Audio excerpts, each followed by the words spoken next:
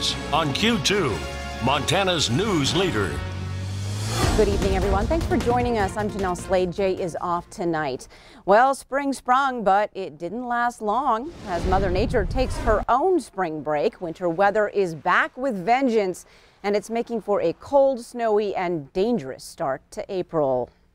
The winter that will never end. That's what this is starting to feel like. After a nice spring weekend this morning, a rude awakening for many people as they hit the streets and highways. And it didn't stop there. The snow continued all day, and even at this hour is piling up to make for slushy, slick roads. The Montana Department of Transportation spent the day responding to slide-offs and accidents all across the region. Now, despite the snow, the city of Billings will not be plowing. Instead, trucks will sand and de-ice. Schools are also impacted by this sudden onslaught of winter. Lodge Grass schools will have a delayed start until 10 a.m. Tuesday, and School District 2 buses will take alternate routes.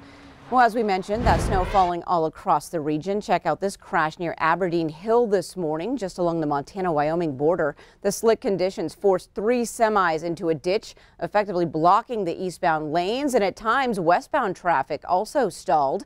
Elsewhere in our region, hidden ice and whiteout conditions have made for some scary travel. Now, the worst of the slide-off crashes north of Billings in the Roundup and Lewistown areas. Turning to Chief Forecaster Bob McGuire. Bob, the winter that never ends. How much snow have we gotten so far? Would you believe a record amount this time? Yes. That's right. We are at 6.1 inches of precipitation or snowfall, and the old record was 4.60, so back in 1940. But take a look at this. We had some other places that had some heavy snow. 18 miles southwest of Fishtail, 19 inches of snow. Other places like over here in Livingston, 6 miles southeast had 10 inches. Red Lodge, Red Lodge downtown area had 9 inches of snow. I think the mountain had 11 inches of snow. Columbus reported 8 inches. Same thing in Park City. Big Timber had 7.6. Here in Billings, 6.1 inches of snow. And you'll notice we still have a winter storm warning for much of the central part of the state. Here in the Billings area, more like 4 to 8 inches with local amounts up to 12, especially in the Bull Mountains. But here's the good news. You can see the snow here. It is forecast to slide out of the way starting tonight about 7 o'clock. And by tomorrow morning, it'll be making its way into the Dakotas. We'll have more coming up in a few more minutes. All right, thanks, Bob. A Montana Highway Patrol trooper barely escaped a head-on crash with a drunk driver this weekend. 27-year-old Angelo Garza appeared in Yellowstone County Justice Court today on 3 charges related to drunk driving. The trooper was driving on Highway 312 early Saturday morning when he saw oncoming headlights in his lane. The vehicle did not slow down or change lanes, so the trooper swerved off the road to avoid a head-on collision. The trooper then pursued the vehicle and made a traffic stop. Garza was allegedly so intoxicated he could not stand or pull his license from his wallet. Garza was transported to jail where staff made a blood draw. The man killed in a crash in Billings on Saturday night has been identified as 36-year-old August Seek. Police say the crash happened in the 1100 block of 6th Avenue North just before 10 p.m. on Saturday. According to the report, Seek appeared to have lost control of his vehicle before striking a power pole. He was pronounced dead at the scene. Speed is a possible factor in this crash, which is still under investigation. Well, 2 weeks after a rally in downtown Billings demanded action on gun legislation, a pro-gun rally will take place in the Magic City this Saturday. Q2's Dustin Kleeman standing by now with more on how these gun owners say they want to be portrayed. Dustin. Good evening, Janelle. I spoke with an organizer of the upcoming pro-gun rally, and he says he's tired of gun owners being portrayed as villains and wants people to know gun owners are responsible citizens who don't deserve to have their Second Amendment infringed upon. Gun advocates peacefully rallied at the state's Capitol on March 24th. Organizers are inviting all supporters of the Second Amendment to Saturday's event. The message is that there's people from all walks of life to support the Second Amendment. You know, I want the whole spectrum included, as well as the kids of the people that have those guns, that they're showing what the Second Amendment is about and that it can be used for the right reasons, that the villainizing we've seen in the media is not the real reason for the Second Amendment. The rally will take place at 11 a.m. at the Yellowstone County Courthouse this Saturday with guest speakers planned. Siegel expects several hundred to attend. We'll have coverage for you both on air and online. Janelle? All right, thanks so much, Dustin. Pork industry leaders say it's still early to predict how tariffs from China could could have significant impact on American producers, including here in Montana.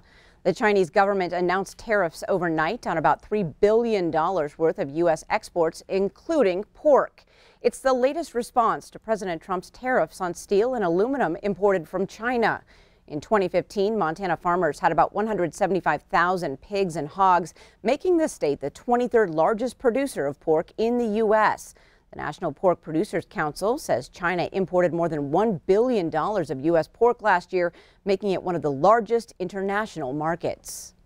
We're hopeful that the U.S. and China can resolve trade disputes and that we can return to more favorable access to what is a very important market to us. And the council says about 1/4 of all U.S. hogs, including those in Montana, are produced for export. One of the nation's largest coal companies now reports it's unsure about its survival. Westmoreland Coal Company operates 3 mines in Montana and has been losing money since 2012. Today, company executives issued their annual report with a statement that says, quote, substantial doubt exists that companies can continue as a growing concern. In Montana, those companies include the Rosebud Mine at Colstrip, the Absalica near Hardin, and the Savage Mine along the Montana-North Dakota border. Now, while the company is in financial turmoil, it's still pursuing 3 new mine permits here in the state. Westmoreland is the 6th largest North American coal producer and employs 3,200 people. Well, the state's largest electric utility has agreed to a contract with a new wind power project in north central Montana. And as MTN's Mike Dennison reports, it's coming in at a remarkably low price. Northwestern Energy says it will buy power from a new 80-megawatt wind farm scheduled to start operating late next year near Geyser. The price? A mere $22.61 per megawatt hour, or 60% less than Northwestern pays for coal-fired power from Colstrip. The project will be built by Elite Clean Energy, which is part of a holding company that owns Minnesota Power, another utility. Elite President Al Rudick told MTN News Monday that several factors enabled the company to offer the low price. Larger, more efficient turbines from General Electric, a location near transmission lines, and a great wind resource. The South Peak Wind Project will be Elite's first wind project in Montana. The company has projects or is building them in 4 other states, including North Dakota. Rudick says the project should be ready to go by December 2019. Reporting from Helena, Mike Dennison, MTN News. Northwestern Energy says it's pleased to bring in a project that delivers customers such a low price. Montana Democrats say the left-leaning Green Party got some unreported financial help to qualify for the 2018 ballot, and the Democrats allege that help came from an out-of-state consulting firm with conservative ties. In a complaint filed last week, the state Democratic Party alleges a Las Vegas firm paid a dozen people to gather the required voter signatures that qualified the Green Party. The complaint also says advanced micro-targeting did not report that expense, a violation of state law. The Green Party qualified for the ballot March 12th. That was the last possible day, allowing 6 of its candidates to file for office. Democrats suspect conservative interests helped the Green Party so its candidates could draw votes away from Democrats in statewide races this year. Green Party officials are not returning telephone messages from MTN News tonight. Now, the party did issue a statement late last week saying it's unaware of any paid petition efforts on its behalf. The State Commissioner of Political Practices is now investigating. Coming up on your Q2 530 News, we head back in time 22 years when a Montana resident pushed the state into the national spotlight while solving one of the crimes of the century. And tonight, later in sports, Scott tells us what Rocky's top offensive goal is this spring and who the Bears plan to start as quarterback. You're watching MTN News with Jay Cohn and Janelle Slade. Storm Tracker weather with Bob McGuire and sports with Scott Green.